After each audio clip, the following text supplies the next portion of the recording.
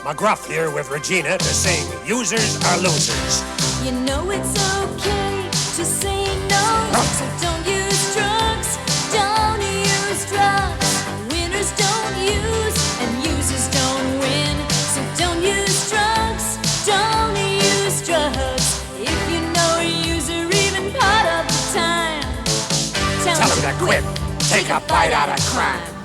Users are losers, but you know who isn't a loser? Consumers. Go to 86charles.com and click on the Amazon link. You don't have to be a loser anymore. Coolin', man. Chillin'. Yo, you know I had to call. You know why, right? Why? Because, yo, I never, ever called and asked you to play something, right? Yeah. You know what I want to hear, right? What you want to hear? I want to hear that Wu-Tang joint. Wu-Tang again? Tiger style. Tiger style. Yo, Wu-Tang Clan ain't nothing to fuck with. Wu-Tang Clan ain't nothing to fuck with. Wu-Tang Clan ain't nothing to fuck with. I puts the needle to the groove. I gets rude, and I'm forced to fuck it up. My style carries like a pickup truck across the clear blue yonder. Seek the China Sea. I slam tracks like quarterbacks, sacks from LT. Now why try and test the rebel INS? Blessed since the birth, I earth slam your best. Cause I bake the cake, then take the cake and eat it too, with my crew, while we head state to state. And if you want beef, then bring the ruckus. Wu-Tang Clan ain't nothing to fuck with. Straight from the motherfucking slums that's busted, Wu-Tang Clan ain't nothing to fuck with.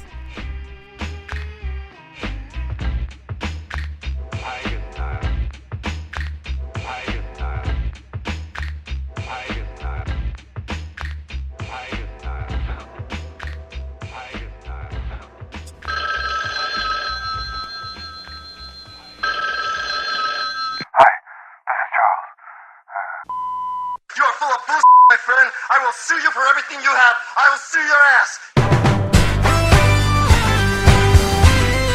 Welcome to 86 Charles, with your hosts John Darby and Travis Spencer. And with that, welcome to 86 Charles. Travis Spencer. Hello, sir. John, as always, it's just great to hear your voice. I'm so glad to be here It's like a magical on the other moment. side of this microphone, 200 miles. Wait, we're probably only like 90 miles away, legitimately, huh? Yeah, I don't think it's 200. No, 200's way too far. It's probably a buck and some change. Otherwise, I wouldn't feel your soul, because I think that's about my, what would you say, circumference of my soul penetration through vibrations is like 300 miles. Let's say the atmosphere of your soul. How about Yours that? is like 92 Sounds more miles. expansive. I measured it, so I'm about a little over 3 times greater than you, just so you know. I mean, not a day since we've met have I not felt your presence. So I'm penetrating, I don't bro. know if it has My a vibrations are penetrating. I just want everybody to It's know true. that. It's true. You are a rapid penetrator. Speaking of penetrating bass lines, John. Sure. That's a good one. Proud of myself. Yeah. You left me. You, what kind of setup was that? The Wu-Tang Clan ain't nothing to with, John. That's all we got to know. That's all everybody has to know. Penetrating bass lines? Really? That's what you went with? Yeah, the RZA's beats, man. Penetrating. Yeah, I mean, wow. Not even like penetrating American culture, nothing like that. No, that was good. I'll just stick with the Weird. penetrating bass lines. Weird. Like everybody Weird. everybody gets it where I'm going. Penetrating So culture, can society, all of it.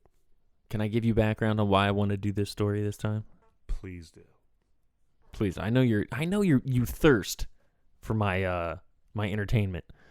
So I went to a wedding this last weekend.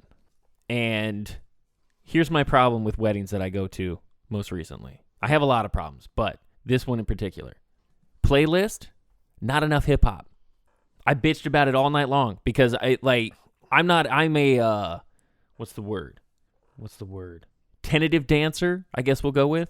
Like, I'm not going to just dance of my own accord. You got to draw me out there. You got to get me to go do it. And the only way to do that is to play the proper beats, play the right songs. You got to play hip hop. Hip hop gets everybody. Hip hop gets even the casual dancers to go up and do it. Case in point, when the DJ ended up playing like 3 hip hop songs in a row, dance floor was packed, including one of the uncles who was throwing down. I hadn't seen him dance all night. They play a couple of hip hop songs. He's up there getting freaky. Well, you got to. Point being, It's the DJ, man. hip hop. I agree, but as a DJ, like you should know, like you should be able to tell when you've played like 3 songs in a row and nobody's really into it. You got to switch it up. Right. And why you don't know to instantly go to hip hop, just I don't understand it. That's how you get the casual dancers. But with weddings, you also get, the instruction from the bride and groom of your playlist. Well, if the bride and groom are giving instructions to not play hip hop, let me know beforehand because I will not RSVP to that wedding. You should know that beforehand with people who are inviting you to a wedding that you would show up to. Like, that's inexcusable. And that's why I'm saying, that's why I'm blaming the DJ in this case, because I have to imagine that these folks, one of which is a large fan of ours, would have had more hip hop in their rotation if they had been specific with their playlist.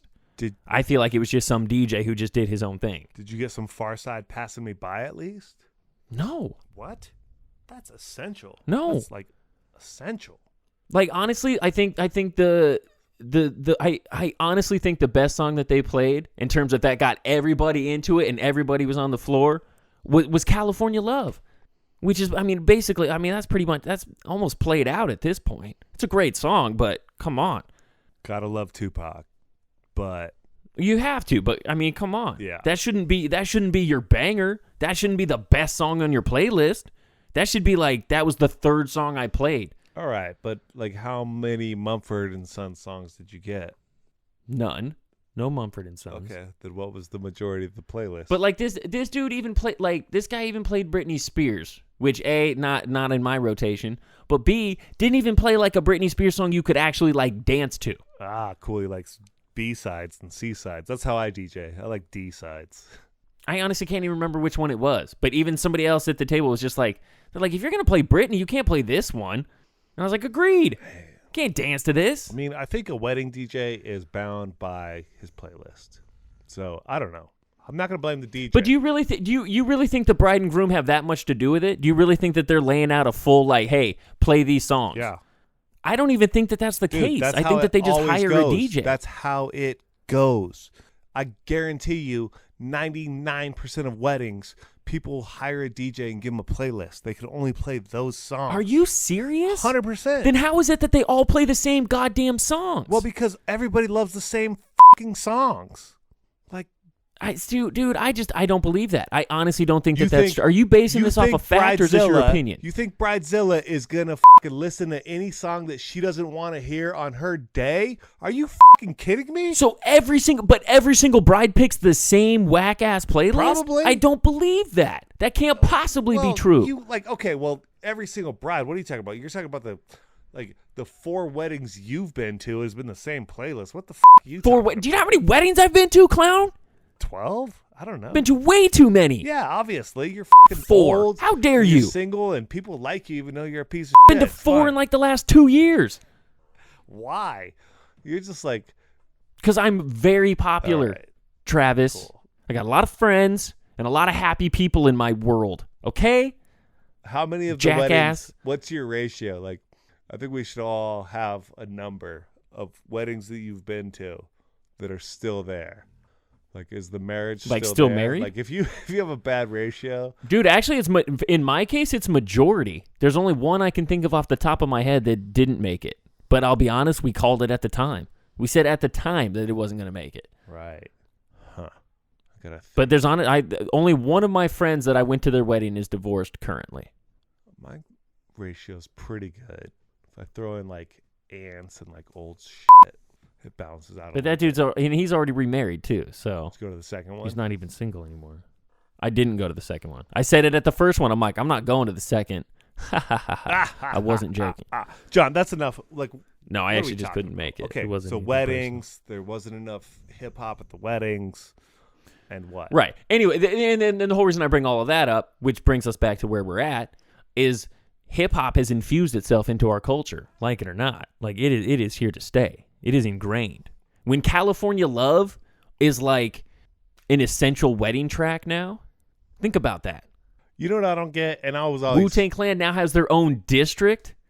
They used to not even be able to get on the radio. Right. And now a part of Staten Island is named after them. Did you see the Showtime special That's crazy. with Wu-Tang?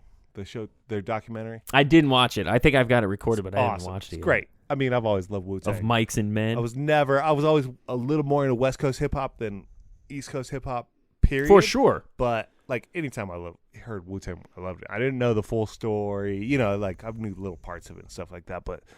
And the only time I've seen, like, Capadonna live or something like that, they just had a bunch of, like, their whole thing is, like, a crew style. So it's like, they'll still bring a crew to do other people's lyrics. Like, Method Man can't come, but they'll bring somebody who does Method Man's lyrics. It was cool. It's just, like, this kind of, like, ongoing churning thing of just MC cultivation. Cool shit. I don't think I necessarily respected it at the time when I saw Wu-Tang because it was like, oh, Method Man's not here? Come on, I want to hear the whole crew, you know. Oh, I'll fully admit I was definitely late to the party for Wu-Tang. Like, I didn't hear a lot of Wu-Tang growing up. Like, they were not influential on me at all, like, in my youth. I discovered them much later in life. And even now, I'm not even diehard Wu-Tang by any means. I like Wu-Tang. Mad respect. But it's like, I love what they represent, though. Exactly. You know, the only thing that for sucks sure, about a ton of this- respect, for sure. This is amazing. But They've got a but corner. like Tupac was like my real influential hip hop personality. All right, but let's talk about the district, man. It's Vanderbilt Ave and Targhee Street, right? I was gonna ask. I couldn't figure. Is it Targhee or Targhee? I don't know. I have no Probably Targhee, Who right? knows? Whatever. People I was that trying know to look. are I probably couldn't figure out how to say screaming. it. But anyway. Either way, people who know are screaming at us. But okay, so underneath that it says Wu-Tang Clan District, but it was known as the Shaolin District. Why couldn't they just have named it the Shaolin District? Like, I get it. But come on. Like, it's like reading a fucking comic book and you're reading Batman and you're calling, because we're in reality, you're calling New York City and not Gotham. You know? It's like, can we just call it fucking Shaolin? Like, we're going to call it the Wu-Tang Clan District? No, it was always Shaolin to them. It was Shaolin to everybody who fucking knows them. Let's call it Shaolin. Right, but that's the whole... Okay, but that's the whole point. It was known as Shaolin to everybody. And the reason it was it became famous beyond that area was because of Wu-Tang. So to make it now more globally known and discussed about by more than just the locals, you name it the Wu-Tang Clan District. Because they made the Shaolin area famous, popular, talked about, relevant. Right, but like, you're paying homage to them by calling it what they called it. We're going to call it the Wu-Tang. Like, that's cool. I like it. No, they paid homage to it by calling it what they called it. And then they decided to give back and call it Wu-Tang. I think it's perfect. Now, I understand, a lot of this is marketing type shit. Like, yes, it's a tribute to them, but it's like this area wants to put itself on the map a little bit. Like, they want to be talked about. That's why there's 3-4 different articles about this. But that's why they show up on Good Morning America. I think it should have been called Shaolin. Let's not call it the Wu-Tang District. And then, so the government, the local government, it already was guess what? called Guess Shaolin. what's coming next in Brooklyn? And then they changed it to the Wu-Tang They're Clan going to call District. an area in Brooklyn Biggie Smalls. Like, wouldn't it be cooler to call it Notorious? I don't know. Like, it's the same thing. It's like, what? Right, but here's the... This is what happens. Like, so for people that if don't... you let the that, rappers people name it, they would have named it something that the better. Shaolin... But we're letting, like, the government name it something. They're like, Wu-Tang Clan District. They're like, we would have just called this Shaolin. Like, put a sign up that says Shaolin. There's never been a sign that says Shaolin. That's the whole point, man. What are more people going to recognize? Something called the Shaolin District, which just sounds like it's some kind of Chinatown? Or are they going to recognize the Wu-Tang Clan District? Come on, son. Why? We only want the insiders to know. The last thing we want are No, that's the whole point. Dude, that's why you're missing the entire point. No, what you're missing It's not just for the insiders anymore. It's not underground anymore. Great. It's national. Great. Okay, so as soon as the It's first big time. Australian person on holiday gets shot on the Wu-Tang Clan District, it looks bad. Like, they're taking a picture of the It looks side, they bad get shot. anywhere. Looks really bad. If it was Do you know how many people get shot on MLK Boulevard? Do we disparage the memory of MLK because of that? No. I mean, it's pretty obvious. Any town that you go to, if you are on MLK Boulevard, you're probably not in the best part of the hood. Right. But maybe this is not going to be true for the Wu-Tang Clan district. Maybe people will have a greater sense of pride of where they live because they now live in the famed Wu-Tang Clan district. I don't know. On Vanderbilt and Target. I don't know. I just don't know if I'd call Biggie Smalls. Is that what you'd call it in Brooklyn? You want an area? What are you going to call it? After the Notorious B.I.G. Well, like, what is it? A district? Is it a street? What did he? Because it's like if it's Biggie Ave, that's kind of cool. It's probably the same thing. Like, what if they made two streets and it was like Biggie Street at the corner of Smalls Avenue? Well, that's the whole thing. They're never going to change the name of the street because like that with everything. Like, so you can like put something under it, call it a district, call it a corner, call it a neighborhood. You know, can't change the name of the street. Well, a district is more encompassing. That's why. But specifically, like the But they Wu-Tang change thing, the names of it's streets just all the that one time, corner. dude. Sports teams do it all the time. What? Here in San Diego, we have like, what is it, Tony Gwynn Lane or some crap. Okay, but what does it show up on your... He's got a street named after him. What does it show up on your GPS? Was it in a street before? I don't know. I haven't really driven Or down there's there. just a section of it that's different? It's right outside. But it's like right out in front of the park. It's like right out in front of the ballpark.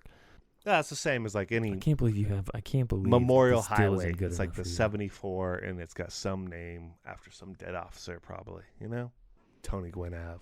Quote, the Wu-Tang Clan district is a celebration of their inspiration to the world and a celebration of their home, Shaolin. The Wu-Tang Clan turned their experiences growing up here into something that now resonates with people all over the world, with young people who live in urban settings, young people whose neighborhoods are underserved, young people who face economic and social challenges. Come on. I'm just saying I'd much prefer a street sign that said Shaolin with Wu-Tang Clan symbol as opposed to a street sign that says Wu-Tang Clan district.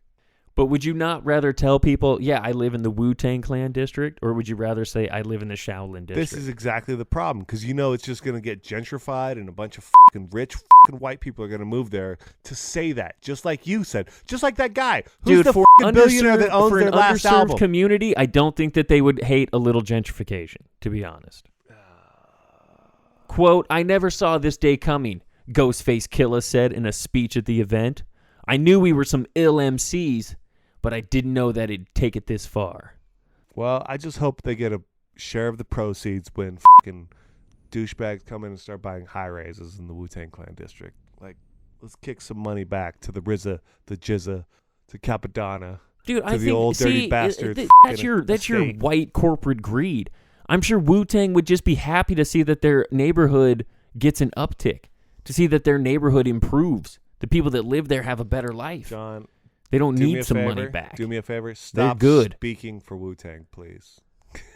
Quit the love of disparaging God. Wu-Tang, I'm not. please. I'm not.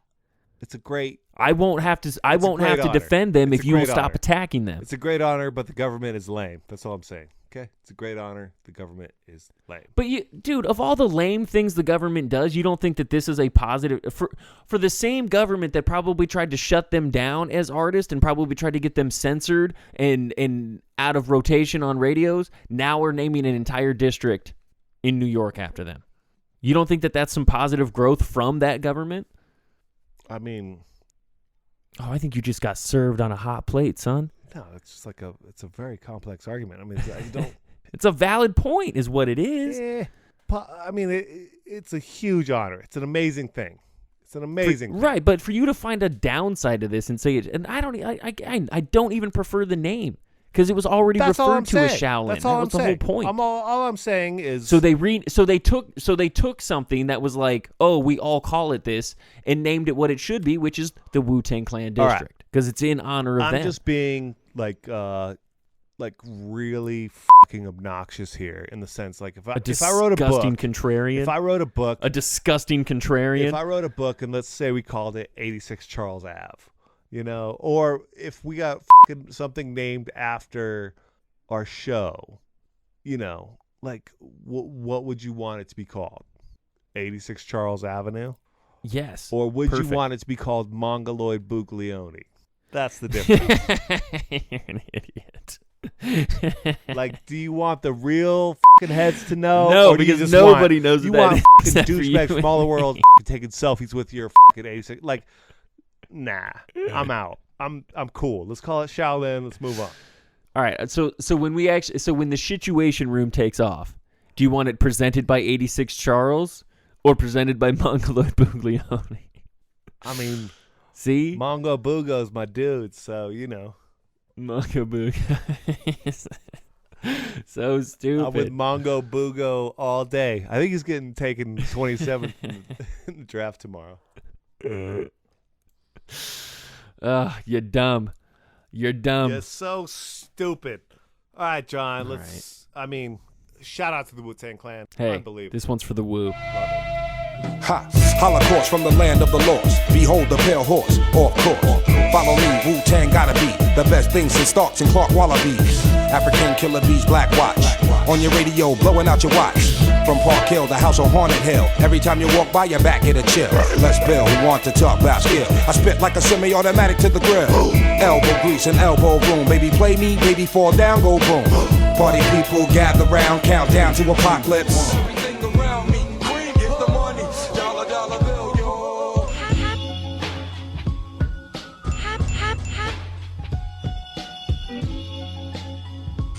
Every time your cell phone rings, you've got to find it and then pick it up just to see who's calling. And if you try to prop it up so you can see it, your cell phone's constantly falling. Well, now you can get your cell phone off its back and let it sit up where you can see it with Happy Sack. With Happy Sack. Get your cell phone off its back. In fact, it's quite bad. With Happy Sack. With Happy Sack. You're gonna get a smack if you don't backtrack and buy a Happy Sack. With Happy Sack. Not sold in stores no more. Happy Sack will be at your front door. With Happy Sack. Sacks rule everything around me. Scream. Go to 86charles.com. Click on the Amazon link to get your sack.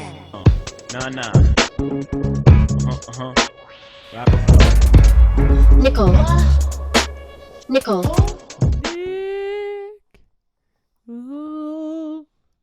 What? 5 topics currently trending. Travis, how much would you pay to save your computer records? Pretty much nothing. I think I bought like a little thing that I was supposed to read my hard drive, so maybe like $29. That's it. Okay, so about let's say $30, roughly. A Florida city paid $600,000 ransom to save its computer records. A city? Yeah. Taxpayer dollars. A Florida city agreed to pay $600,000 in ransom to hackers who took over its computer system. The latest in thousands of attacks worldwide aimed at extorting money from governments and businesses. The Riviera Beach City Council voted unanimously to pay the hackers' demands, believing the Palm Beach suburb had no choice if it wanted to retrieve its records, which the hackers encrypted. The council already voted to spend almost $1 million on new computers and hardware after hackers captured the city's system 3 weeks ago. The hackers apparently got into the city's system when an employee clicked on an email that allowed them to upload malware. Along with the encrypted records, the city had numerous problems, including a disabled email system, employees and vendors being paid by check rather than direct deposit, and 911 dispatchers being unable to enter calls into the computer. The city says there was no delay in response time. Spokeswoman Rose Ann Brown said that the city of 35,000 residents has been working with outside security consultants who recommend the ransom be paid. She conceded there are no guarantees that once the hackers received the money, they will release the records. The payment is being covered by insurance. The FBI on its website says it doesn't support paying off hackers, but Riviera Beach isn't alone. Many government agencies and businesses do. Quote, "We are relying on the consultants' advice," she said. The hackers demanded payment in the cryptocurrency Bitcoin. While it is possible to trace Bitcoins as they are spent, the owners of the accounts aren't necessarily known, making it a favored payment method in ransomware attacks. Numerous governments and businesses have been hit in the United States and worldwide in recent years. Baltimore refused to pay hackers $76,000 after an attack last month. The U.S. government indicated indicted 2 Iranians last year for allegedly unleashing more than 200 ransomware attacks, including against the cities of Atlanta and Newark, New Jersey. The men have not been arrested, received more than $6 million in payments, and caused $30 million in damage to computer systems, according to federal prosecutors. The federal government last year also accused a North Korean programmer of committing the, quote, WannaCry attack that infected government, bank, factory, and hospital computers in 150 countries. He is also believed to have stolen $81 million from a Bangladesh bank. He also remains in his home country. I think this guy's good, you know? Nobody can stop him. He's like fucking Batman. Well, it's like the WannaCry is one guy, apparently. But probably not the same guy who did the Florida attack. Crazy. Isn't there like a policy? I thought there was a policy that the United States does not negotiate with terrorists. Or was that just a movie with fucking Harrison Ford? No, that is true. But this was not a direct attack on like the U.S. government. This was a city thing. Okay, so why doesn't the federal government step in and fucking crush this motherfucker? Like, we're talking about Florida. Like, two thoughts on this. First of all, one, how corrupt is this fucking tiny government that they're like, we will pay anything to make sure that our shit doesn't get out? One thought. Second thought, why isn't the federal government stepping in and be like, nobody hacks us. Fuck you. Because it wasn't the federal government that got hacked. Dude, okay, so if you're was like a local government. It's like a corporation. That's a whole different thing here, bro. Local governments gets hacked. They need to fucking reach out and be like, look, we've got a hacking problem. Why isn't our infrastructure better? That's why we have a federal government, John. We need the infrastructure to be better. Do you want to know what the FBI had to say about it? The FBI is like, fuck Florida, fuck Donald Trump, fuck all of you, you dumb fucks. We'll cut you off and fucking send you to Cuba. That's exactly what the FBI said. They've always been a problem. The FBI had no comment on the Riviera Beach attack, but said that 1,493 ransomware attacks were reported last year, with victims paying $3.6 million to hackers, which comes out to about $2,400 per attack. And some of those were against just individuals. Florida is like the sloppy dick hanging off the U.S. It just needs to be lobbed off. Like, this is not Florida's fault. It is. This is the era of cybercrime, dude. No, this is Come on. 100% Florida's fault. I guarantee you there's a reason why the feds haven't stepped in. It's because it's Florida. They literally don't give a shit. It's probably because it happens so often that they can't step in on every single time someone is cyber attacked. Yeah, but in a place that it matters, I guarantee you they're stepping in. They see it coming. Right, but like, that's what. Florida, but whatever. I doubt that the Riviera Beach city matters. Not to be a dick about it, but it's a Palm Beach suburb. I don't think it's that important, John. On the grand scheme, I'm done talking about Florida. But fair. Speaking of jizz, Russian cosmonauts are refusing. Hold on. Oh, you got when more? When were we oh, speaking that was of so jizz? good. How dare you? When were we speaking of jizz? No one ever was. I was about to talk about jizz. Right. But if you had said, speaking of the sloppy dick hanging off of the United States, ... No. That's the transition. Florida is just like the jizz of the United States. It's just like an extra. But you never said that. It's not even a dick. It doesn't have that much power. But you didn't say that. It's implied. We all get it. Not implied. You're the worst. Look, John. Even this was a better transition than yours. About half the people listening right now are high, and they got me. And then the other half are your people. I don't know who the those people are. Far more than half, but go ahead. John. Since we're talking about jizz. Hey, back to the jizz talk. John, you ever been to Russia? No. Okay, good.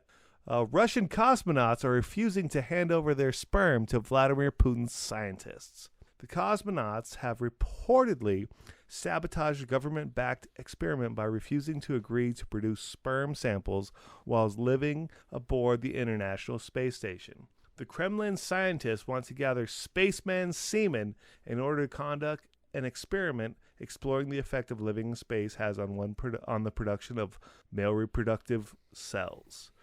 Cosmonauts have politely smiled and refused because they fear the research may be, quote, evil. Those are the claims in a story published by the state-run RIA Novosti news agency, which this website ran to translate, yada, yada. A research chief from the Russian Academy of Sciences, an organization overseen by the Duma, and ultimately Putin himself, told the agency, "We are constantly encountering obstacles of a moral, psychological, and ethical nature. There are no willing people among the astronauts." John, if you were an astronaut, yes, would you give Vladimir Putin your jizz? Putin does not get my jizz. No. What if? I guess you can't kill a person and get their jizz. That's a really tough one, right? I don't believe that you could, but I guess I can't say. I mean, like if you cut open balls, how long do your nuts still work post mortem? Right. Like, do you have to like? Is there a window of time, like while the spirit is escaping, that you could get one more load? I don't know. I wish this was like on Lost in those torture scenes, because I think that would make it so much more complex. Like, you know, the torture scenes, and you really start to question torture. But what if like the ultimate torture would be sexual torture, where you release jizz and then you get murdered, but you have to do it like, it's a whole new element, bro. Death by snoo, right? Snoo? You're not familiar with Futurama? Snoo, maybe not that episode. Death by snoo. That's so basic. Long story short, Fry and Zap Brannigan are sentenced to death by snoo on the Amazon island, which is to say that large Amazon women bang you to death. Oh yes, I do believe I have seen that one actually. Yeah, the snoo reference got me. But what? Okay, so let me ask you this: what if Vladimir shows up to your house? You answer the door, and he's like, "Putin is here for the shooting," and he starts jerking you off. You let him do it? One question: does he ride in on a bear shirtless? Yes, then naturally. Yes. That's the only way. Like, that's like asking, "Do I drive to your house?" Yes, of course he does. 100%. Like if he pulls up in a fucking Bugatti, I don't give a fuck. Like, but if he pulls up on a bear, no, he with his only shirt rides off, bears bare chested. But really, what it comes down to me is like, is he into it? If he can fucking fool me, and he thinks like, dude, if I'm like, yes, we are manly men together. He stated pretty clearly, Putin is here for the shooting. Like, he's just got a bottle of like the best vodka you've ever tasted. He just opens this. You know, it feels like the case from Pulp Fiction, because it's got the dry ice, just keeping this super cold, and there's lights in there, and this golden light comes out, and he pulls out this bottle, and you just start drinking it together. It's so frosty, you touch it like dry ice, like, oh my god, that burned my hand. And like, whatever the manly, like, I'm an American and I want to like talk about basketball, and he knows all about Kevin Durant and like all this shit, and like, and he loves Klay Thompson too. Like, I'd be like, yeah, bro, let's hang. What's up? All right. So he's getting that jizz, right? That's what you're saying? I don't know. That's what I'm saying. If he's like, because I'll just. So you're saying he could earn it? He'd have to earn it. 100%. Like, if Gotcha. I really, like, I know, like, his end game. So it's like, not a political thing for you. I'm It's really more running, an emotional thing for you. Science agency where we're going to, like, make babies in space. But to me, it's like, if he, like, if I'm sold that he loves me and wants to be with me, I'm kind of down. Outside of that, yeah. F off, Putin. So this isn't a moral thing. This isn't a fear thing. This isn't a political thing. This is just strictly an emotional thing for you. Well, and like if you guys connect, and like a he's body getting it. thing. Like, have you ever jerked off like where you know you're not really into? Hold on, before you go further. Yes.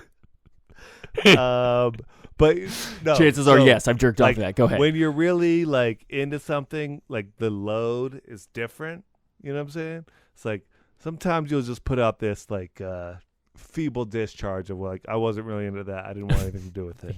And then that's our new band name, by the way. Put out a fucking monster load, and I think it comes down to how sexually attracted to that thing you are. It's an evolutionary thing. So what I'm saying is, if Putin is all in, like, and he's gonna get the monster load, sure, he might find a couple swimmers in there. But I guarantee you, my body just knows if he's like gonna be weak and not really into it, not really like cup the balls, you know, then It's going to get a weak discharge. He's not going to get shit out of it. So evolution will tell that's it. It's not up to me. When we win the battle of the bands, it'll be under the name Feeble Discharge. I think we won just with the name. Nobody will even care what we sound like. How'd you guys come up with that name? Well, we were talking about Putin jerking us off for our astronaut jizz. We've got one jam band song. It's like 16 minutes. It's Vladimir Putin. And there's no end. It just like we just kind of walk off.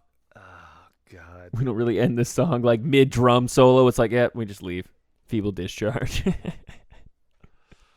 All right. I think hold on. All right, we're about 15 minutes. We're long done with this topic. 10 of that was completely pointless. All right, let's go ahead and discharge to the next Speaking thing. of completely pointless, an ex-employee is arrested in the theft of $49,000 worth of comic books from Mile High Comics.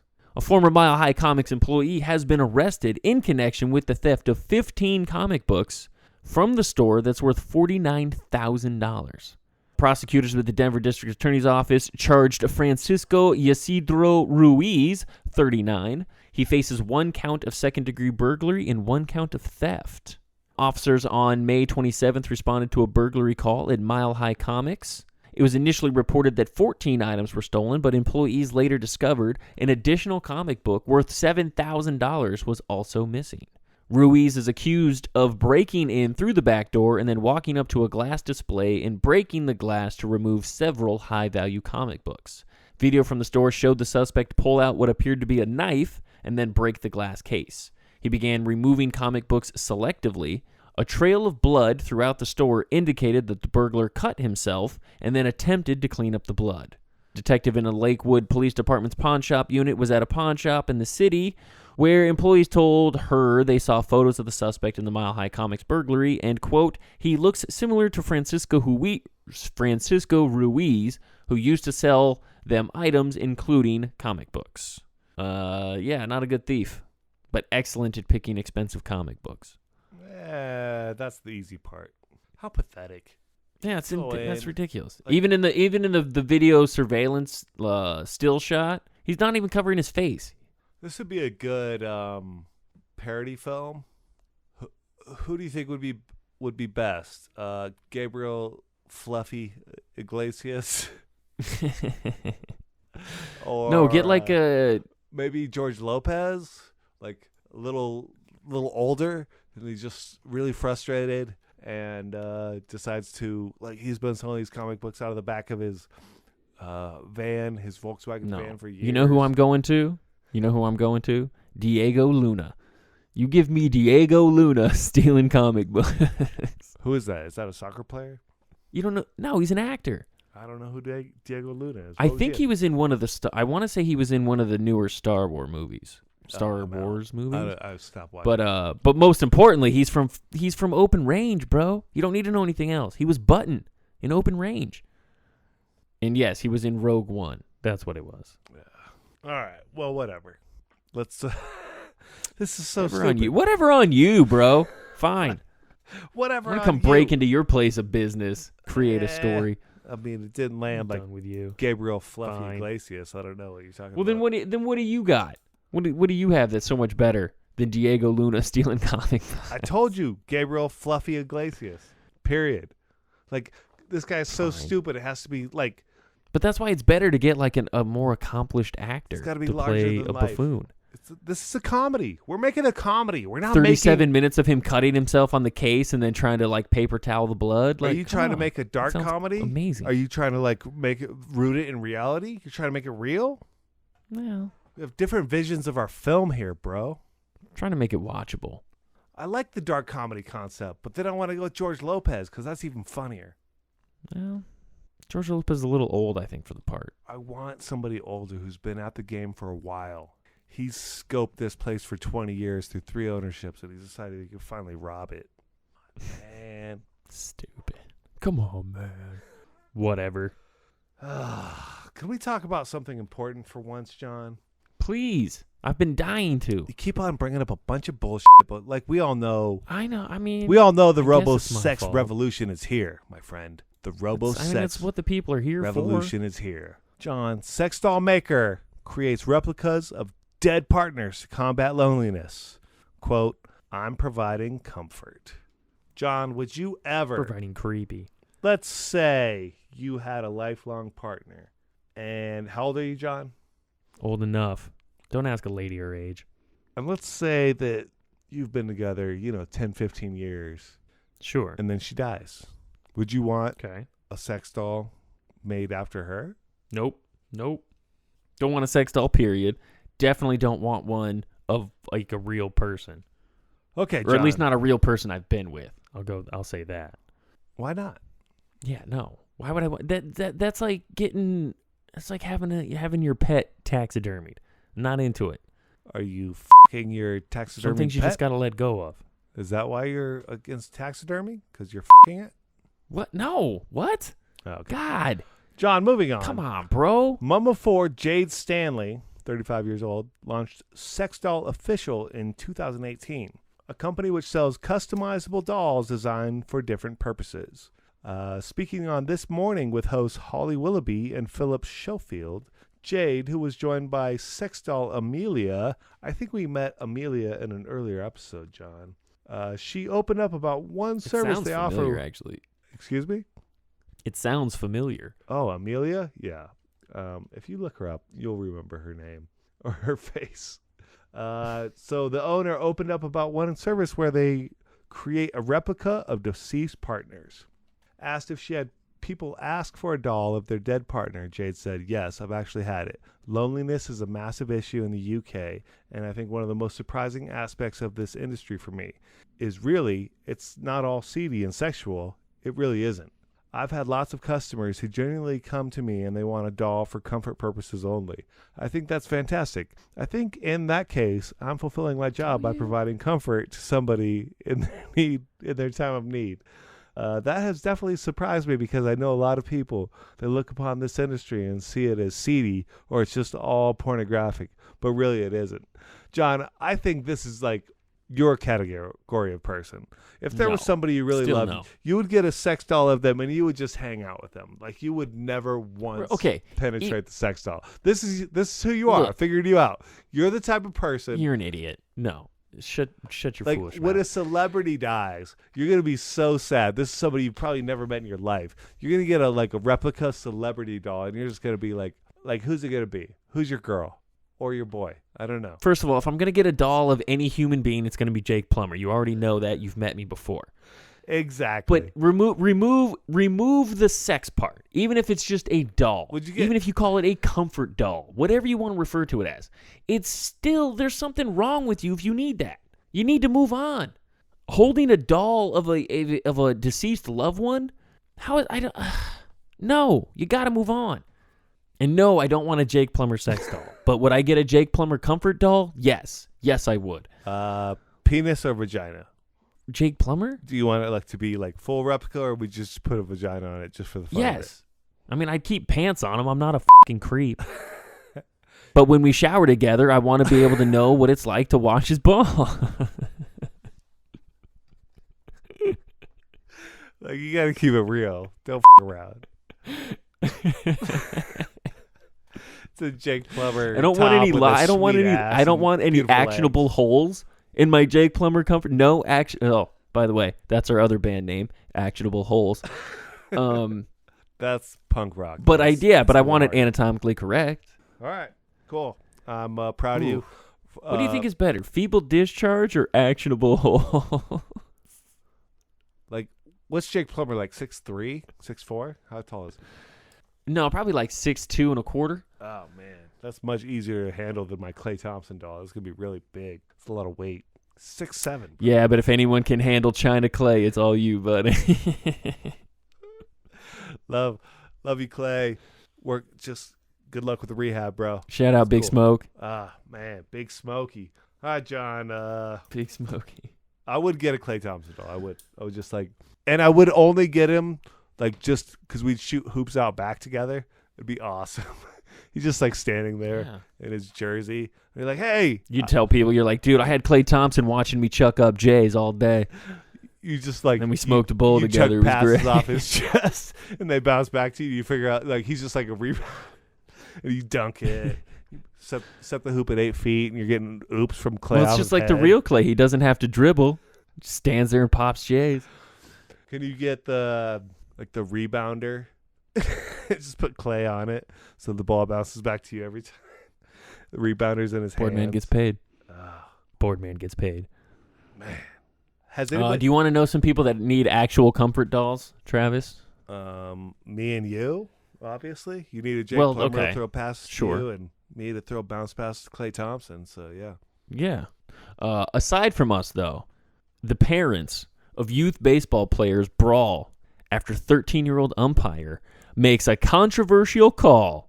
Parents of 7-year-old youth baseball players in Colorado brawled after a controversial call was made by the umpire, who is 13. Police in Lakewood released video of the ugly incident with the hope of collaring at least one of the assailants. Several people have already been cited, according to cops. Video shows the parents and coaches slugging it out as horrified children and spectators look on. Quote, I think the saddest part in all of this is we're talking about a 7-year-old baseball game. Police spokesman John Romero told TV station Fox 31, I think it's the parents who have to grow up.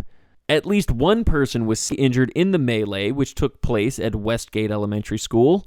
The violence started after the teen umpire ruled that a player on one of the teams batted out of order. Quote, these coaches and parents, unhappy with a baseball game involving 7-year-olds and a 13-year-old umpire, took over the field and began assaulting each other. Cops said in a statement, police would intervene and investigators say they were seeking one particular aggressor, seen in a white shirt and teal shorts, which I already don't like this person, who wears teal shorts as an adult, who threw a sucker punch. And you wear teal shorts and you sucker punch.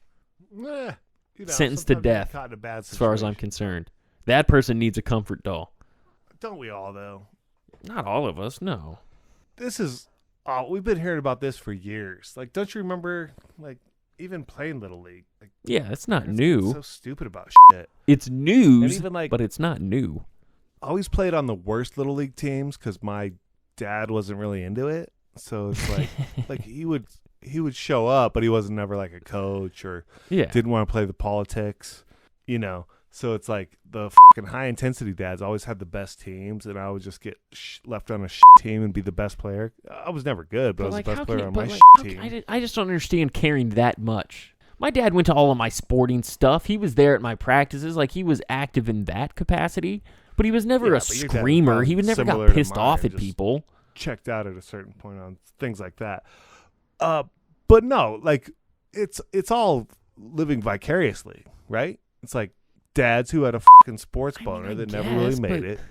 That's it. But are you under the impression that there are scouts or something at your 7-year-old's baseball game that like their future MLB career depends on getting called out for batting out of order? I mean, that's ridiculous.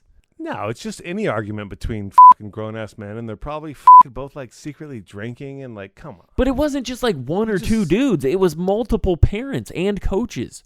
That's insane. Well, yeah, it's like teams. Like, it becomes like a barbecue fucking hangout element, you know? So, every time I see my boys, like, Jimmy's dead and Bill's dead. Come on, man. There's no right frame of mind for that. That's insane. I'm not rationalizing it. It's stupid. I'm just saying, I just see how it happens. I don't. Like, I just don't get how you get to that level of being... Even if you are hammered, I still don't get how you get to that point of, like, I'm going to go physically fight somebody over what this 13-year-old just said. Well, hold on. Like, does it matter? Like, if it's a professional game and the same thing happens, do you, like, this is justified because that means money. Like, maybe they're gambling on it or something like that. It's all the same shit. No, but I don't get that either. I don't understand that mindset either. I mean, if you got fucking $25,000 on fucking a game and somebody makes a horrible call, that makes more sense to get angry, right? Right, but then at least that you're dealing with professionals. That's a professional umpire whose job it is to get these things right. That's not the same case for a 13-year-old making a call against a 7-year-old. Look, John, I never wanted to be a referee of any kind, and I always fucking hated the people that did. And yes, you deserve that scrutiny from the time you become a referee because you're a fucking asshole. Like, But you dude, just that 13-year-old is probably just volunteering. Nope, but they wanted to be a referee. Rather than play the game, they'd rather be a referee. They can't And play thank with God we have 7-year-olds. They probably play in their own league. I Getting wish, umpired by a 16-year-old. all I wish is just like once AI takes over, this won't happen anymore. Like, all I need are lights and robotic sounds. Like, let's See, play the no. game. Let's put it all under robotic rule. Sex dolls I'm and tired- robots cannot fix everything. I'm tired of instant replay. We just need sensors in the balls. We can get rid of referees. Let's just have robotic fucking, like, it's on or it's off. That's that simple. It's no more human interaction. Like, let's put the game to robotic level. I'm all for AI just for this. I'm so tired. Like, the Women's World Cup and fucking Copa America right now are using VAR. VAR in soccer is so stupid. It's like the first year of instant replay in football, where it's All I like, heard oh was my soccer is stupid, and I feel like we God. should just end on that. Yep, Oh soccer my is stupid. God.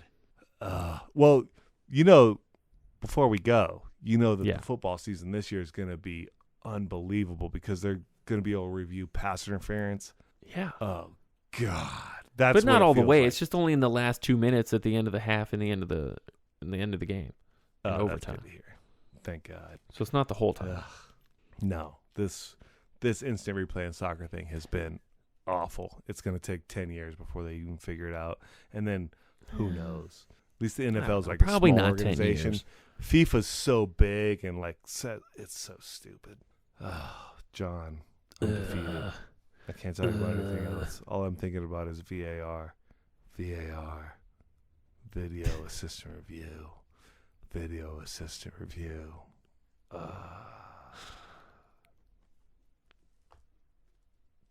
Such a creepy way to end that.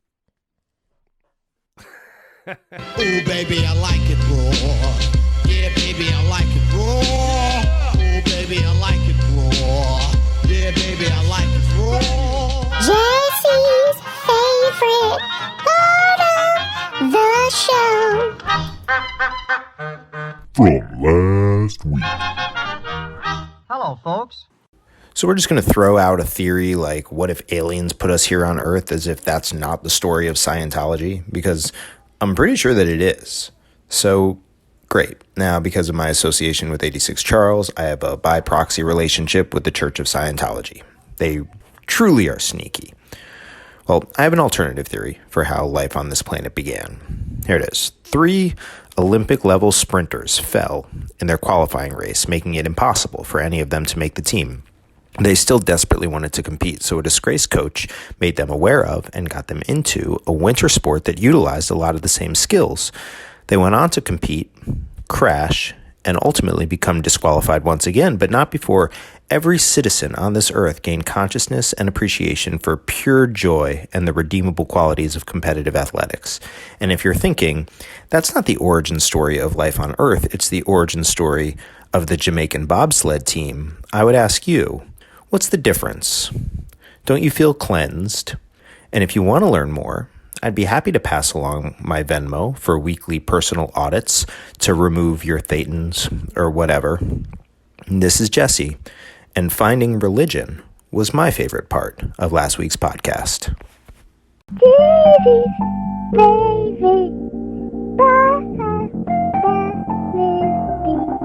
Shimmy, shimmy, y'all, shimmy, yam, shimmy, yeah. Give me the mic so I can take it away. Off on the natural charge, bon voyage. Yeah, from the home of the Dodger Brook.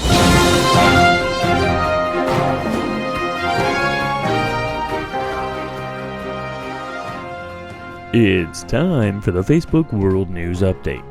This Real to Someone News Update is brought to you by Crazy Flamboyant for the rap enjoyment. A man in California said, unless a movie is really good, I just realized I can't watch it without breaking it down into structure, tropes, archetypes, and other various elements as it plays. A woman in California said, one issue for me with dating is how often my idea of a good time is being left alone. A woman in Los Angeles said it was never love if one can move on that fast. Hashtag disgusting. Hashtag disrespectful. Hashtag disappointed. not afraid to be getting involved in the, I mean, this is like a serious group that is out to get you. I think he should be afraid. What are you going to do? That's all I'll say. That was Martin Shkreli, and the feud continues to escalate between former Turent Pharmaceutical CEO and Ghostface Killer, just releasing this video response. Watch this. This is the guy right here that planned on challenging me. The man with the 12-year-old body. This who he be. His name is Shkreli right there. When y'all see him, you know what I mean? But you know, I don't even know how it came to this like this. It's Ghost vs. Peter Pan in like 2016. You know what I mean? All he can do right now is just try to fly away in front of my face, man. You know what I mean? But so this is him. Check his face out, man. Ghostface Killer. A man in Los Angeles said just met a young jazz trumpet player and had a great conversation about equipment. What else do trumpet players ever talk about? And I just remembered, oh yeah, I had a 20-year career in music. A woman in Medford said, I'm so old, I remember smart people. This Real to Someone news update is brought to you by Crazy Flamboyant for the rap enjoyment. Dad's got notebooks. We don't know what's in her notebooks. She's gonna show us all her notebooks. Little yellow pad. Does anybody want to adopt a cat? See, this is my problem. I have a foster cat and my other cat hates her. So let me start a little farther back, like the beginning. I always wanted animals. I had cats and dogs as a child, but as I got older, I just didn't have the ability to have a pet. And for years I said, oh, someday I'll get a dog, someday I'll get a dog. And that never happened because I was too busy to get a dog. And one day my friend Chris Haber, who's an editor, called me and or texted me or emailed me or something. And he's like, I have kittens. My wife, Beth, rescued kittens from her school. A pregnant mama cat who was having kittens. And would you like to adopt them? I'm like, no, I want a dog. But eventually, after the kittens came and he sent all the cute little photos of them, I said to myself, I'm going to someday myself to a life of never having a pet. It's going to be someday I'll have a dog and then I'm 90 and will have never had a dog. So I just gave in and I said, I'm going to adopt these kitties. So I went to his house and there were all these little lemon butter cookie yellow kitties and little gray girl kitties and, tumbling around as kittens do. And of course I had to have one of each. So I had Chloe, whose name was Chloe at the time and looked like a Chloe and grew up to be, have a judgmental face that totally matches the name Chloe.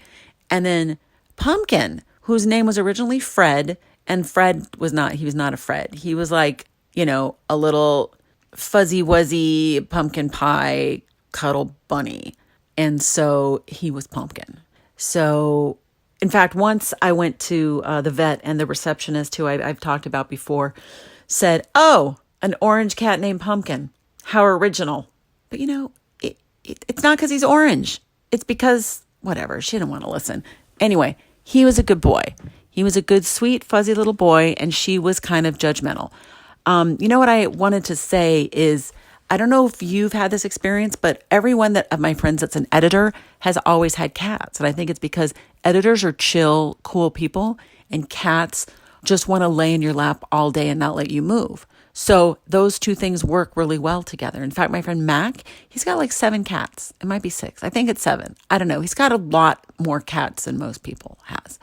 I mean, and he won an Emmy. So what does that tell you? You know what else? The first day I got Pumpkin and Chloe, I actually had to go and edit. So those 2 little kittens sat on my shoulder literally while I edited. Huh? I don't know. It's totally true, but stupid. Anyway, cats are awesome. They teach you how to relax. They don't make you take them out in the morning to poop. And they're super good nappers.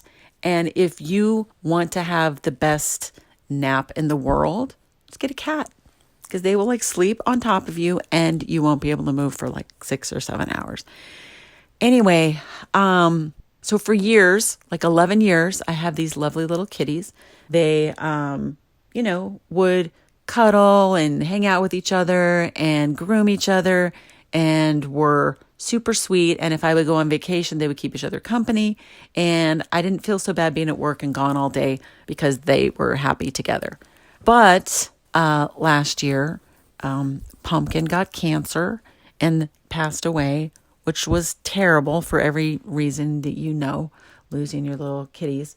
And then afterwards, Chloe seemed really lonely. So super needy, like more needy than usual. Like, I'm going to lay on top of your head all the time, needy. And at some point, I started to think, okay, do I need to get another cat? I don't really want to. I don't really want to deal with that for all the reasons you don't want to deal with that. And then one day, I saw online this little kitty who had super anxious face, which I thought would go good with Chloe's super judgmental face. And she was described as loving other animals like cats and dogs and liking to groom and cuddle and all those things. And I'm like, oh my God, maybe Chloe can have a new friend to groom and cuddle. But you know what? No, Chloe was just turned 12 and was like, F off with your grooming and cuddling. I don't like you. So this is how their relationship is, right? Like Eve, the other kitty, will come and be like, hi, Chloe, I want to groom and cuddle. And Chloe's like, like literally. So it's been months, and we've done all the Jackson Galaxy, like, you know, feed them on other sides of the door, slowly introduce them, give them, you know, spray fuel oil over the house, feed them together, give them treats, all the stuff. And Chloe just hates her. And I realized, you know, maybe Chloe always hated Pumpkin too, but she just went with it because he was her brother and she had to pretend that she loved him. But she really doesn't like this cat. So it's been months.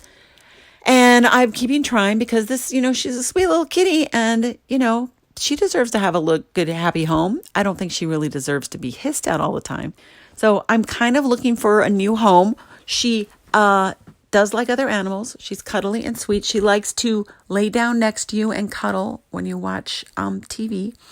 She doesn't like having her nails clipped. And I think she's allergic to chicken. And I have to feed her wet food. Because if she eats dry food, it's not good. And then, so maybe if you have like a cat that has to have wet food, that would be good. Or like a dog whose food's too big. Anyway, Chloe and Pumpkin's birthday's coming up, which is why I was thinking about this. And also the 4th of July is coming up, which is also like not a good time for animals. So I will be spending the 4th of July with my one cat that is cuddly and the other cat that hates her guts, trying to keep them from freaking out about the impending fireworks. Anyway, I hope you have a lovely week, and just let me know if you want a cat. Okay, maybe I'll go have some apple pie or something. Okay, see you later. Happy Independence Day, everyone. We them wildcats, we them wildcats. You don't want that smoke, we ain't rich, so we going for broke. I've brought bread to men, women, and children. I've brought water with lemon for the table. I have hot tea. Can I box that for you? I'll bring your change.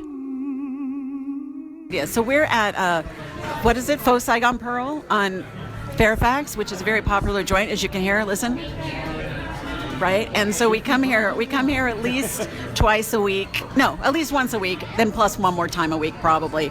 And Temple makes fun of it because the waiters here always know to bring me my iced tea and just now brought me the to-go tea. They brought me the to-go tea without even asking. I know, this is why I don't set it up. So here's Clark. Okay, so I was working several years ago at an undisclosed location because the story I'm about to tell does not put me in the best light of my former employers. So I was working a private party upstairs, and it was about 40 people who had flown out from Texas for a woman's 40th birthday party. This guy had flown them all out, so I'm assuming it's Texas oil money because I don't know much about Texas, and they didn't seem like they had made their own money based on their behavior. So anyway, this was when I discovered just how much for sale I am. and it's not a high price.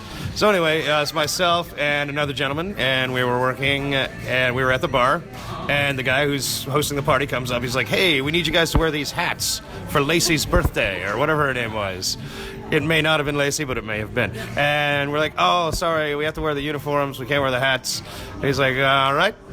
Reaches into his wallet, gives us $100 a piece.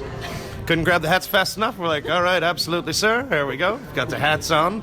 So we got the hats on, and then the other people start to arrive, and this one guy is just kind of creepily staring at the bar as I'm making cocktails. And I was like, "Can I get you a drink, sir?" And his wife's like, or girlfriend or whatever, or sister, I don't give a shit, says, "No, he really likes to make drinks for the people. He likes to do that." I was like, "Well, that's illegal. I can't let you do that. I can't let you just come back here and make your own drinks at the bar. That's actually against a lot of regulations here at this undisclosed location."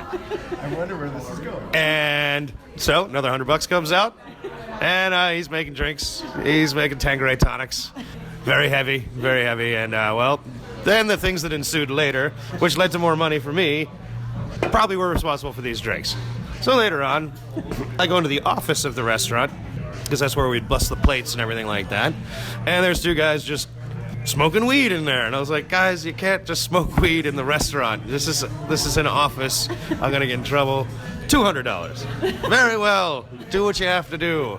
And then the coup de grace, I was taking some trash out from the party. The party was almost over. And there's two guys just pissing into one of our trash cans. So again, I put up my steel reserve of, "You can't do this, sir.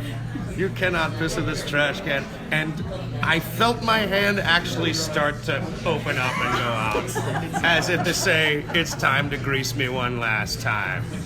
You pieces of trash. You don't deserve all the money you have. Give me your money." So they gave me more money. That's my work story. So wait, how much did you make by the end of the night? About $880 a piece. Is that from their buy-offs?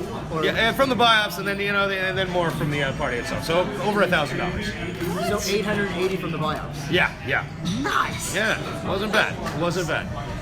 So that's my work story. I hope you enjoyed it. I did enjoy it. All right. I'm glad to know. I'm glad to know what your price is, Clark. All right. Thank you. And that was Clark Kohler, another one of Deb's friends, another one of her outstanding storytellers. Thank you so much, Clark. Appreciate that. Awesome story. Shout out to Clark. I just want to make sure this is John, right? This isn't Wolf.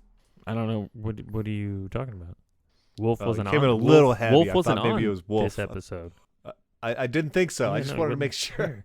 I don't even make sure sound, I wasn't talking dude, to Wolf right now. I don't even sound like Wolf. Wolf has such a distinct voice. I don't sound anything like him. I don't know why you would. It's kind of there. It's very distinct. Great story, Clark. And this reminds me of my days bartending. Although I never, maybe catering. I had like instances like that. Yeah, that's definitely more of a private party type thing. Like you couldn't pull that off in your everyday restaurant. Well, maybe to some extent, but the hats alone, your boss isn't going to walk by and be like, "Yeah, cool, you can keep that hat on, dude." Like that's not going to happen. Right. Well, hopefully, if it's the type of place where you're like, managing that night and bartending, if it's a smaller establishment, I'm all in, Yeah. Especially if it was before everywhere had cameras and all the, now everything's so like locked down. You got to be a little harder to get away with that outside of a catering event or a private party. Yeah, but I'm much less concerned about over serving at like a catering event than I am in my home restaurant. I think over serving is protocol at catering. It's actually, pretty much expected. Yeah. You're like, and serving minors, the whole deal. Nah, that's a little bit different. I don't really card, but it's like, really, you're gonna, like, because you always see when like the parents come up or somebody older's getting drinks for somebody else. Yeah, I would be less apt to stop it. Like, I'm not going to sit there and if there's an police that. adult coming up and handing it to a 19, 20-year-old, I'm probably not going to sweat that. But if the 19-year-old comes up and orders, I'm probably going to have to ask for an ID. Right. Yeah, I mean, because at the end of the day, Because I'm if still not you're trying to working go to for jail yourself, or catch that 10G. you've fine. got to be licensed. Exactly, it's not worth it. But that's what I'm saying. If you see it, like I'm like, whatever. It's private. Like you're gonna go upstairs to your little room. You're fine. Whatever. The best part about this story, John, is when you get to the end and they're peeing in the. They're just pissing all over the place, and he's like, what would you say? Like a lotus in spring? What kind of flower? It just opens up, just waiting for the pollination of the world. Like a cocoon opening into a butterfly. Just right. Grease that palm, Right, son. But no, it's more of that pollination because it's only opening up to receive something, not opening up to release anything. Fair. He's trying to release. It's not a bad haul. No, I'll take a solid night. $880 night. Just those Texans, man. Well, that was $8. Well, and see, that's the whole that thing. was just the cash portion, and then he said plus Right. what they made off the Whatever actual he made. event, another 2 billies. Yeah. So pretty solid. It's a good turnout. Yeah, it definitely felt like a private party to me. Like that's where you got to you get a group like that, or I mean, I guess a group is essentially taking over your restaurant. Same thing, where it's just like, you kind of like look around and okay, this guy, if I take care of that guy and get him drunk, like a wedding or something, it's always like dad and the parents. You're expecting the big tip at the end. They keep on handing you money. Gotta love that. Yeah, you're like, of course. I'll take care of this guy. You're walking over, checking. Hey, how you doing? You need can I pour you another one? What a. I will say on the opposite side of that, I did a party one time, but I was in my restaurant, and these guys got out of control, and so we ended up having to cut them off. And then they went so far as to start reaching into our tip jar and start taking money out. Jesus. Yeah. Yeah, like that's where it's like almost you have to be on the take, because the opposite is it's going to get so ugly. Like a crazy part, like you have to be on the take and you have to overserve, otherwise it's going to get crazy. Right. But that was the thing, like we had technically already so glad I don't overserved them, bartend anymore. and it was getting to that point where it's like we really can't give them any more. Like this could end really badly if we don't step up and be responsible right now. Despite the fact that it's a bunch of dudes at like some kind of bachelor party setting, and so we had to stop them.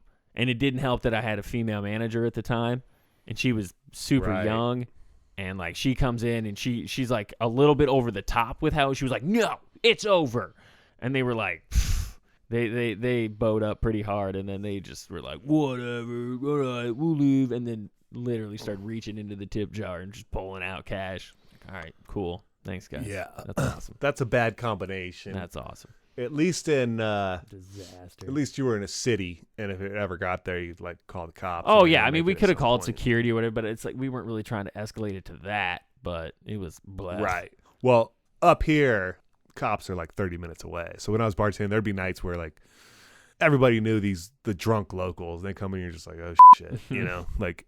And there's times when I found myself to be the biggest dude there, and I'm like, you gotta be kidding me! Come on, me? Like.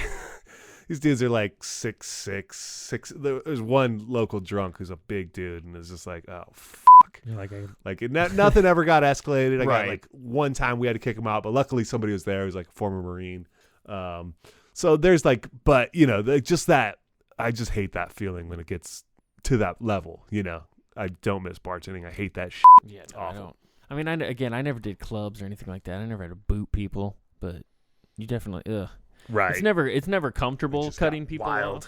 But if I can always tell it was the right thing depending on how much pushback they give. If it's always like, what are you talking about? I can't believe it. I've never been. And it's like, all right, cool. You're definitely drunk because you're not being a rational person right now. Right. If I miscalled that, you would have been like, oh, really? Well, okay. Huh. All right, whatever. Well, cool. Yeah. I'll go ahead and go take to my another check. bar. But thanks. I'm going to go exactly. drink You don't somewhere want my else. money? Fine. I'll go somewhere else. Yeah. No problem.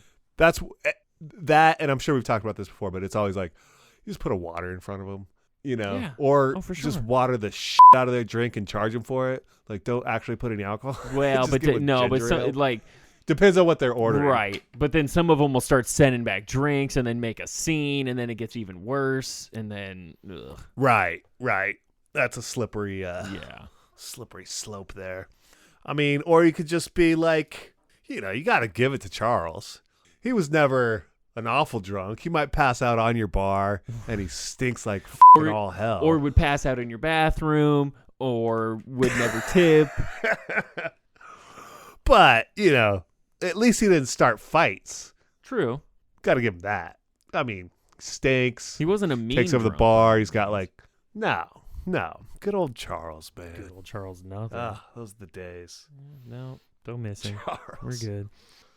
Big shout out, of course, to Clark again for the story. Deb Clark and his at the well-greased Saigon Pearl. palms. Saigon Pearl getting stories, just like the iced tea, the to-go iced tea. People in that area, Fairfax. I mean, everybody knows. Everybody knows you better treat Deb right. Yeah, no, she's like some version of a Dawn. Like she should wear a pinky ring. Just People should walks kiss in. it while they give her a to-go Kiss the iced ring. tea. Give me my iced tea on the way out. Yeah. It's beautiful. I love it. Shout out to Deb. Have someone get Always- dragged out always because they good to put hear. drizzle on her salad. They get taken out by their Yeah, what ear. kind of? They're like, you know who that I'm not is? familiar with Saigon Pearl's menu, but yeah, just be careful with the drizzle. Yeah. All right, Hashtag no drizzle. the drizzy. John, we got a shout out to Jesse McIntosh, of course. Thank you Always. so much. Always bringing the heat. Jesse is heat. He can't help but bring it. We've got a big congratulations this week, don't we, John? We do. Curtis and Kimberly are now united in wedded bliss. Oh, that's lovely. The Coletti Kahan. I always thought it was Kahan, but everyone kept saying Kahan, so I'm gonna go with that. If I'm wrong on both, apologies to Curtis. But yeah, the Coletti Kahan union is now one. Amazing. Shout out to Curtis and Kimberly. That was like in my last days. I never got to know them too well, but definitely had some good conversations folks, with Curtis good at the bar. folks. Kimberly was always awesome. Shout out. Congratulations. Curtis is a fan of the show, so he would have earned a shout out regardless of his marital status. But yeah, he I'm a had fan of very that nice beautiful things to say beard. about the show. I was like, dude, you don't need to talk about my podcast on your wedding day, but I do appreciate it. That's outstanding. Didn't he just graduate from USC as well? He did. Just got his degree. Dude's killing it this year. Dude, he's Big shout out to Curtis. beast mode for Curtis. And Kimberly, of course. Well, I was gonna say, I think she just got her degree not too long ago too. So that's an educated Look family. at these kids. These kids are just putting it all together. And that beard, man, that beard is good. I'm jealous. Even I just can't now, grow he a beard. did It's so take sad. it down. Like he took a lot out of it, but it is still a formidable beard without question. Respect. It is to be respected. It is to be revered. So how was the wedding, John? How was the wedding? It was good. It was a a really good time. Food was awesome. Atmosphere was cool. I'll say. I mean, I hate to even say it, but playlist needed some help. Way more hip hop. Way more hip hop. You're gonna sit here and critique. I'm not their critiquing. wedding that they I guess I'm critiquing. fed you for yes. free. You drank for but free. It's my common critique on virtually all weddings. Not all of them, because I went to one in L.A. It was like it had a very appropriate amount of hip hop, and the dance floor showed it. The dance floor showed it. What kind of hip hop are we talking? Are we talking like Far Side, Tribe Called Quest, Jurassic 5, like the underground shit? No. Or You need a little more commercial. You're a mainstream guy. No, Yeah, you're not going for the hip hop mainstreamer. heads. That's going too far the other way. You guys don't get it. You got to get the in between. It's got to be fairly commercial. It's got to have good beats. Like You're trying California to get the tentative Love? dancers. That's what you're going for. So it's got to be the in between. It can't be too poppy because then they can't move to that. Can't be too hip hop heads because then no one can really dance to that. It's got to be that Just in between. think about John. Think about John as your target audience. Tall, lanky, awkward, doesn't really want to dance, but if he hears some like Fitty, right? I don't know, little Right. Biggie Smalls, like throw on the he'll right, start throw on the grooving. right. Look at that DMX. awkward guy. You get that genuine going. You're the temperature rod, man. So you need to be invited to every It's wedding. it's not you me just as have an like individual. eye It's contact with me the as a DJ. tentative dancer. Well, congratulations, Kimberly Absolutely congratulations. and Curtis. Of course. And nobody really cares about John's Few people preferences. So Few people do. I think the playlist was fine. I wasn't there, but I'm sure it was fine. if I were to stop being invited to weddings, I could live with that too. That's fine. I've been to more than my fair share. I don't care. Yeah. But until I get the It's a good right mix party. of hip hop, it'll be a common complaint. I'm sorry. All right, John. How can the people find us? Well, go to your local wedding. Or look for the tall, goofy guy who's finally getting down once the hip hop starts. You mean look for the svelte, tentative dancer? Back to that. Do you get it when maybe the initial playlist doesn't have a lot of hip hop, but once grandma leaves? Well, once 10, the 30, drinks 11, have been flowing it gets for a crunk. little while. Are you okay with that? Once the drinks have been flowing for a while, once people have hit the bar a round or two, the food has settled, the booze has kicked in, then you need to start upping the amount of hip hop. All right. So 86charles.com, John? Is that what you were saying? What were you saying? I was about to say, hold me closer, tentative dancer. God. That's I think we what can I just was end this gonna episode say. right here. We could just 86 you singing Elton John songs in your own little, we're good. In my We're own good with super everything. cool Weird Al way. Amazing tone. Tentative dancer. All right, John. The people can find us at 86charles.com. 86charles.com. If you want to tweet at us, 86charles.com. 80. tell us about your Charles philosophy on com. wedding playlists and tentative dancing. How do you get that guy? Well, actually, we should talk to a real DJ. Like, there's like a weather vane. You're like the weather vane. Once you get the awkward tentative guy dancing, it's getting crunk. I always bring the crunk. You were aware of this. All right, if the people want to help you out, because obviously you need some help. I need a lot of help. Mentally, physically, financially, emotionally, anything we can do. Rhythmically. How can the people help you, John? So please, when you go to 86charles.com, once you're done perusing our outstanding non-tentative content, you're gonna want to do some shopping. I don't know why, but it's a natural correlation. You're gonna click on our little tab. You're gonna go to Amazon. You're gonna sign in under your normal stuff. There you are. You're in the Amazon. Comfortable, knowledgeable on where things are located. You buy whatever you want, judgment-free on our part. I cannot emphasize that part enough. And then we get just a tiny, itty-bitty, little, teeny-weeny little piece of that. Thank you, Jeff Bezos. And that keeps all of this. We might judge you a little bit. What's that? I said we might judge you a little bit. Let's be real. Well, I mean, no, we might comment, we might critique, but I feel like it's still judgment-free unless you were to, Okay, yeah. I don't really know what you would buy that I'd be like, ooh, sorry, bruh, too far. Right. I've been trying to sell like if that you, okay, sex so if you doll. bought a book on it's like just how to torso. make snuff films, I would judge. I'll give you that.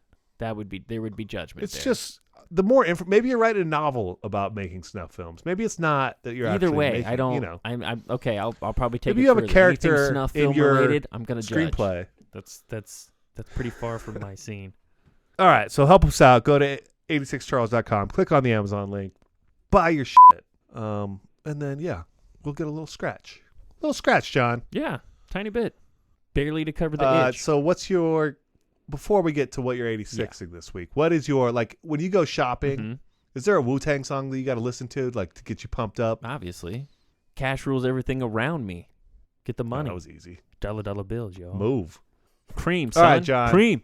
Let's do it. Cream it. And now let's 86 something. So this is actually not of my own, but I couldn't agree with it more. So this one comes from one Rick Derby. Hi, Rick. Shout out to Rick. Hi, Rick.